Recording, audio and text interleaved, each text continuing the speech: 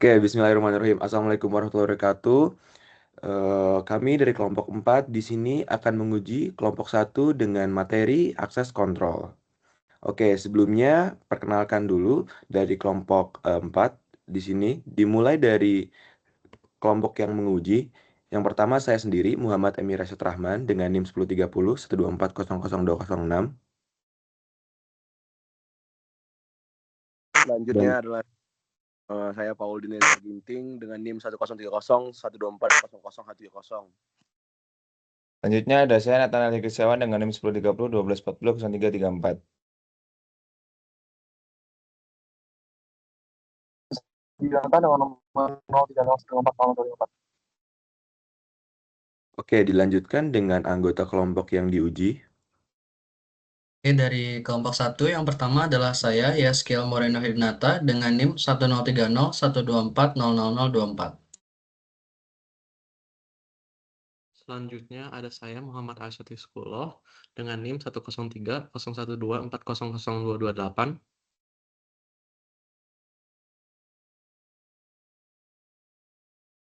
Yang ketiga ada saya, Ardika Saputra, dengan nomor NIM 1030 1240 0036. Yang terakhir ada saya, Bahri Usman Lubis dengan NIM 1030 12 4097. Oke, kita langsung saja ke soal nomor 1. Di sini mungkin untuk soal pertama saya akan menanyakan langsung, menguji langsung kepada kelompok 1, yaitu mungkin saya akan ambil secara acak, mungkin Yeskiel Moreno bisa menjawab soal saya, yang dimana yang pertama ini berdasarkan definisi dan tujuan, akses kontrol adalah pilihan A, teknik kompresi data agar file lebih kecil. Pilihan B, fungsi OS atau sistem database untuk membatasi akses ke sumber daya. Pilihan C, metode enkripsi agar data tidak dapat dibaca pihak lain. Dan pilihan D, proses backup data otomatis server. Oke, boleh langsung aja dijawab oleh kelompok 1, yaitu Reno, untuk jawabannya. Dan Untuk jawabannya itu B, yaitu fungsi OS atau sistem database untuk membatasi akses ke sumber. Untuk alasannya sendiri, karena dari namanya saja akses kontrol, berarti kan membatasi akses, tujuannya untuk mengontrol. Jadi jawabannya adalah B. Oke, mungkin kita langsung cek aja untuk jawabannya apakah benar atau salah. Oke, jadi jawabannya adalah B. Betul sekali, Yaskiel Moreno atas jawabannya. Yaitu alasannya sudah benar, akses kontrol fungsi pada sistem operasi atau sistem database yang membatasi akses ke sumber daya. Nah, fokus utamanya sendiri untuk apa? Untuk memastikan hanya pihak yang berwenang yang dapat mengakses informasi atau fungsi sensitif sesuai kebijakan keamanan yang telah ditetapkan. Gitu. Oke, mungkin selanjutnya boleh dilanjut untuk pengujian. Oke, selanjutnya untuk nomor 2. Mungkin akan saya tujukan untuk Bahri Usman Lubis ya untuk nomor 2. Sebelumnya saya ingin mengecek apakah suara saya terdengar oleh Bahri Usman Lubis. Terdengar. Oke, langsung aja untuk nomor 2. Yang bukan termasuk 3 elemen dasar model kontrol akses adalah apakah A, subjek, ataukah B, objek, ataukah C, access right, ataukah D, encryption key. Silakan dijawab, Mbak Hari. Jawabannya adalah D, encryption key. Karena elemen dasar model kontrol akses yaitu subjek, objek, dan access right. Oke, kita akan cek untuk jawabannya. Boleh di slide. Oke, untuk jawabannya adalah D. Iya. Model kontrol akses tadi di subjek, ya betul sesuai dengan tadi yang sudah dijelaskan tadi oleh Mbak Ari. Model kontrol akses tadi ada satu subjek, ada juga objek dan access right. Dan encryption sendiri adalah komponen kriptografi untuk mengamankan data, bukan elemen dasar dalam model kontrol akses. Mungkin bisa dilanjut untuk soal berikutnya. Oke, kita akan lanjut ke soal berikutnya yang mungkin akan ditanyakan dari kelompok 4, boleh? Oke, soal berikutnya nomor 3. Aku bakal nanya ke Arsyad. Di soal nomor 3 ini, akses kontrol matriks dijelaskan sebagai A. Model untuk mempercepat eksekusi proses CPU. B. Model umum untuk menggambarkan status perlindungan sebuah sistem komputer. C. Metode untuk mendeteksi malware secara real time. Atau D. Standar audit keamanan untuk jaringan nirkabel. Jawabannya adalah B. Model umum untuk menggambarkan status perlindungan sebuah sistem komputer. Alasannya adalah akses kontrol matriks ini adalah model konseptual yang memetakan relasi siapa saja yang boleh mengakses. Oke, coba kita next. Apakah benar? Oke, jadi jawabannya benar ya. Jawabannya yang B. Akses kontrol matriks itu memang adalah model konseptual yang memetakan relasi, jadi siapa boleh melakukan apa terhadap apa. Dengan demikian, itu menyediakan representasi komprehensif tentang status perlindungan atau otorisasi dalam sebuah sistem komputer. Jadi di sini selanjutnya soal keempat itu saudara Ardika. Nah, jadi di soal ini kita ada pertanyaan. Pernyataan yang paling tepat tentang ACL versus capability tickets adalah opsi pertama.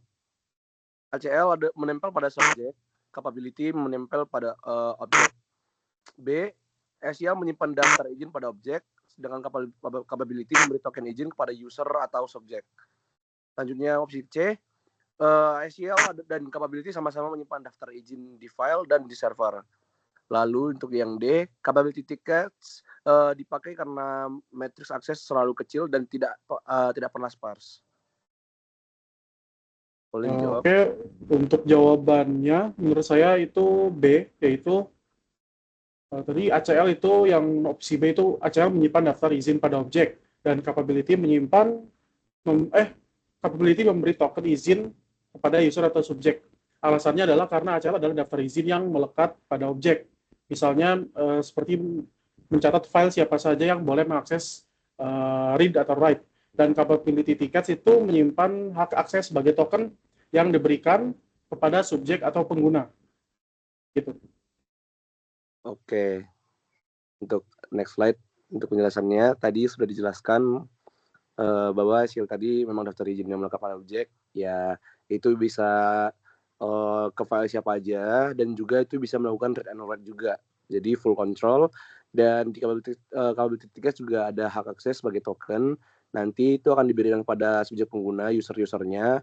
Nanti untuk aksesnya itu akan dibutuhkan dari capability-nya sendiri. Nanti berarti setiap user itu punya akses token sendiri dan akses token itu memiliki capability sendiri untuk menentukan hak aksesnya itu di mana aja. Nah, oke, selanjutnya untuk soal nomor 5. Silakan Emir. Oke, di sini aku bakal bertanya lagi, menguji lagi untuk soal nomor 5. Mungkin aku akan bertanya ke Bahari ya di sini. Ke soal nomor 5. Ciri utama DAC menurut presentasi adalah yang pertama A. Semua akses ditentukan oleh sistem pusat dan tidak dapat diubah pemilik file. Yang B. Pemilik objek punya kontrol penuh dan dapat memberi akses ke user lain. Akses bisa diteruskan dengan copy flag. Yang C. Hak akses selalu berbasis peran dan prinsip less privilege. Yang D. Akses diputuskan berdasarkan atribut lingkungan dan kebijakan mandatori. Mungkin boleh langsung dijawab oleh Bahari. Oke, mungkin jawabannya dah B ya. Pemilik objek punya kontrol penuh dan dapat memberi akses ke user lain. Akses bisa diteruskan dengan copy flag. Alasannya adalah DC kan dijelaskan sebagai model di mana owner atau pemilik objek memiliki kendali penuh. Kayak jadi dia bisa memberi akses ke user lain dengan copy flag akses itu dapat diteruskan. Oke, mungkin kita langsung cek aja untuk jawaban yang benernya. Next slide. Oke, betul sekali Baharius Manlubis atas jawabannya yang B. Jadi penjelasannya, DAC kan dijelaskan sebagai model di mana owner pemilik objek memiliki kendali penuh, bisa memberi hak akses ke user lain dan dengan copy flag akses itu dapat diteruskan. Disebut juga disebut perintah dasar seperti transfer, grant, delete, create, object, destroy, subject. Oke. Jadi untuk uji terkait materi akses kontrol udah selesai. Mungkin di sini aku bakal terima kasih kepada kelompok 1 yang sudah hadir terkait pengujian. Mungkin sekian pengujian untuk materi soal akses kontrol. Mohon maaf bila ada kesalahan. Wassalamualaikum warahmatullahi wabarakatuh.